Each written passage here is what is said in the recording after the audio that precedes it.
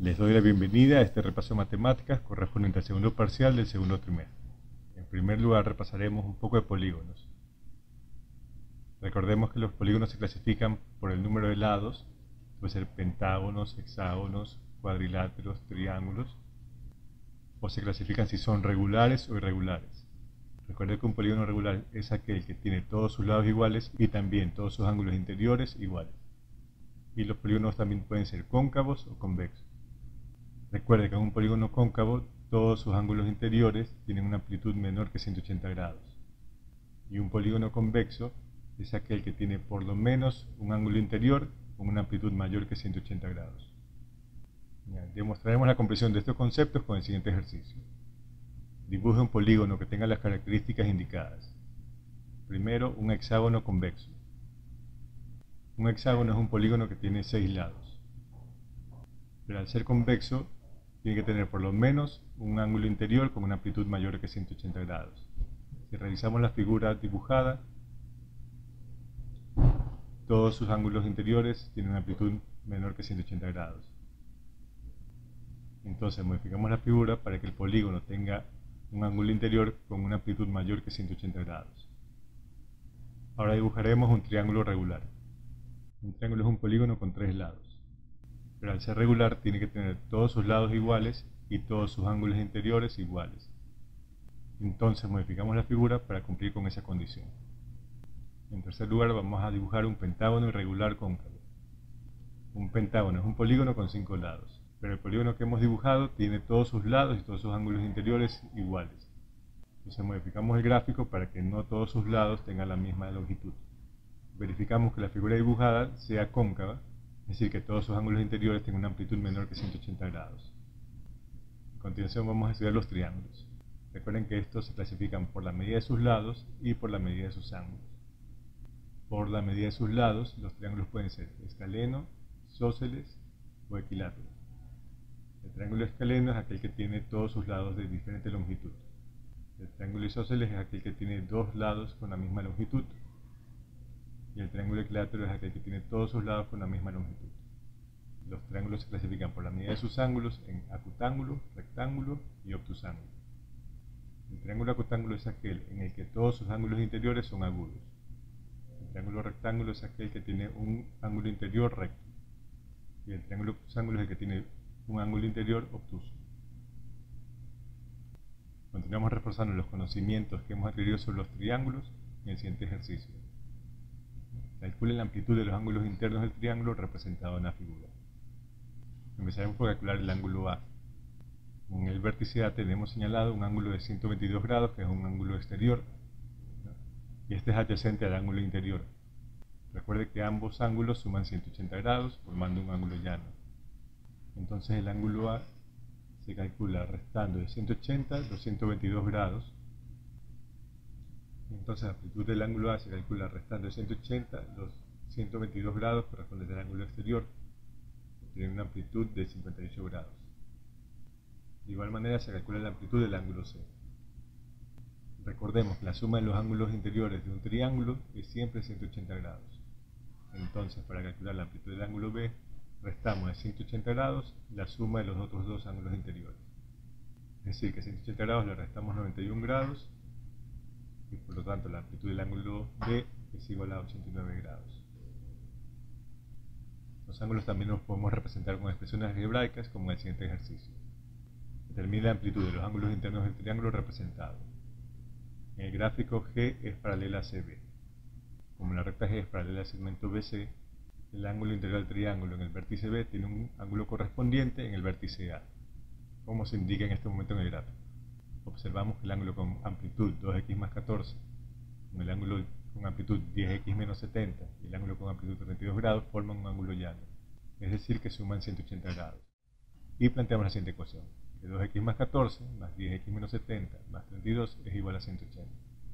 Y resolvemos la ecuación pasando en primer lugar los monomios 14 menos 70 más 32 al lado derecho de la ecuación. No olvide que al pasar un monomio de un lado al otro de la ecuación se le cambia el signo. Entonces en el lado izquierdo de la ecuación tenemos 12x y en el lado derecho de la ecuación obtenemos 204. Si 12x igual a 204, para calcular x dividimos 204 para 12. Entonces x igual a 17. Ahora que conocemos el valor de x, ya podemos calcular los ángulos interiores del triángulo. En primer lugar, el ángulo A tiene amplitud de 2x más 14 por ser un ángulo opuesto por el vértice, con el ángulo cuya amplitud estaba indicada como 2x más 14.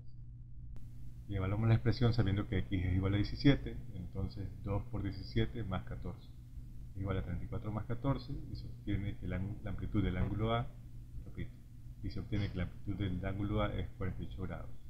Para calcular la amplitud del ángulo B, también reemplazamos en su expresión algebraica, que es 10x menos 70, recordando que x igual a 17. Entonces obtenemos 10 por 17 menos 70, y entonces la amplitud del ángulo B es igual a 100 grados. Finalmente calculamos la amplitud del ángulo C, recordando que la suma de los ángulos interiores del triángulo es igual a 180 grados. Entonces le restamos a 180 la suma de los otros ángulos interiores, que son 48 y 100. Entonces la amplitud del ángulo C es igual a 32 grados. A continuación repasaremos los contenidos relacionados con las fracciones. Vamos a repasar las fracciones equivalentes y la adición y sustracción de números racionales. Recuerda que dos fracciones equivalentes son dos fracciones que tienen el mismo valor, a pesar de que el numerador y el denominador sean diferentes. Podemos obtener fracciones equivalentes amplificando o simplificando la fracción. Recuerda que para amplificar una fracción se multiplica tanto el numerador y el denominador por el mismo número. Y para simplificar una fracción se divide tanto el numerador como el denominador por el mismo número. Para resolver el siguiente ejercicio vamos a encontrar el valor de x que hace que ambas fracciones sean equivalentes. En el primer caso, 3 cuartos es igual a x 16avos. Vamos a amplificar la fracción 3 cuartos para escribirla como una fracción equivalente que tenga 16 como denominador. Para eso multiplicamos el numerador y el denominador por 4. Entonces 3 cuartos equivale a 12 16avos. Y deducimos entonces que x es igual a 12. Ahora tenemos 5 sobre x es igual a menos 10 22avos. Vamos a simplificar la fracción menos 10 22avos dividiendo tanto el numerador como el denominador para 2. Entonces menos 10 22avos equivale a la fracción menos 5 onceavos. Entonces para que 5 sobre x sea equivalente a menos 5 sobre 11, x debería valer menos 11. A continuación encontraremos el valor de x para que menos 10 quinceavos sea equivalente a 8 sobre x. Primero simplificamos la fracción menos 10 quinceavos, dividiendo el numerador y el denominador para 5. Ahora podemos amplificar la fracción menos 2 tercios, multiplicando tanto el numerador como el denominador por 4. Para que menos 8 doceavos equivalga a 8 sobre x, x tiene que valer menos 12. Ahora vamos a comparar fracciones. Escriba los signos de comparación según corresponda. Vamos a comparar menos 5 novenos con menos 3 cuartos. Para poderlas comparar deberemos tener fracciones con el mismo denominador o el mismo numerador. Vamos a amplificar ambas fracciones para que tengan el mismo denominador. Las fracciones menos 5 novenos y menos 3 cuartos tienen como múltiplo común el 36. Entonces amplificaremos ambas fracciones para que el denominador sea 36. Entonces en el caso de menos 5 novenos multiplicamos tanto el numerador por el denominador por 4, teniendo menos 20 sobre 36. Y en el caso de menos 3 cuartos multiplicamos tanto el numerador por el denominador por 9, teniendo menos 27 36avos. Como los denominadores son iguales, podemos comparar las fracciones de acuerdo a sus numeradores. La fracción que tenga mayor numerador será la fracción con mayor valor. Observamos que menos 20 es mayor que menos 27. Entonces menos 20 36avos es mayor que menos 27 36avos. Y por lo tanto menos 5 novenos es mayor que menos 3 cuartos. Ahora compararemos 9 27avos con menos 4 doceavos. Aunque podemos proceder como el caso anterior, observen que la primera fracción es positiva y la segunda fracción es negativa. Y todo número positivo es mayor que un número negativo. Entonces 9 27avos es mayor que menos 4 doceavos. Finalmente vamos a resolver las siguientes operaciones. La primera, 3 enteros 2 quintos más menos 5 enteros 1 cuarto. Aplicamos primero la regla de signos, entonces tenemos 3 enteros 2 quintos menos 5 enteros 1 cuarto. Para trabajar con mayor claridad podemos separar los números mixtos. 3 enteros 2 quintos equivale a 3 más 2 quintos y menos 5 enteros 1 cuarto equivale a menos 5 enteros menos 1 cuarto. Vamos a agrupar la parte entera y las partes fraccionarias podemos agruparlos al mismo tiempo amplificando. En este caso, amplificamos de manera que ambas fracciones tengan el denominador 20, que es un múltiplo común de 5 y 4. Entonces 2 quintos amplificando, multiplicando tanto numerador como denominador por 4, obteniendo 8 veinteavos. Entonces menos un cuarto amplificamos, multiplicando tanto numerador como denominador por 5, obteniendo menos 5 veinteavos. 3 menos 5 es menos 2, y más 8 veinteavos menos 5 veinteavos es más 3 veinteavos. Para resolver la operación menos 2 más 3 veinteavos, podemos reescribir menos 2 como menos 1 menos 1. Y menos 1 entero lo podemos escribir como menos 20 veinteavos. Menos 20 veinteavos más 3 veinteavos es igual a menos 17 veinteavos. Entonces menos 1 menos 17 veinteavos lo podemos escribir como el número mixto menos 1 entero 17 veinteavos. Ahora resolveremos la siguiente operación. Podemos empezar por suprimir los paréntesis aplicando la regla de signos.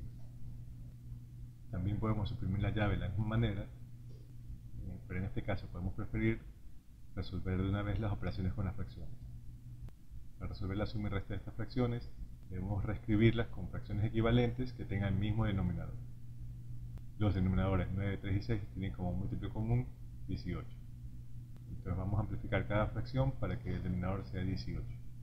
Entonces, en el caso de 4 novenos, multiplicamos el numerador y el denominador por 2, obteniendo 8 18avos. En el caso de menos 2 tercios, multiplicamos tanto el numerador como el denominador por 6, obteniendo menos 12 18avos. Y en el caso de 5 sextos, multiplicamos tanto el numerador como el denominador por 3, obteniendo más 15 18avos. Podemos sumar primero 8 18avos más 15 18avos, obteniendo 23 18avos. Y luego restamos 23 18avos menos 12 18avos, obteniendo 11 18avos.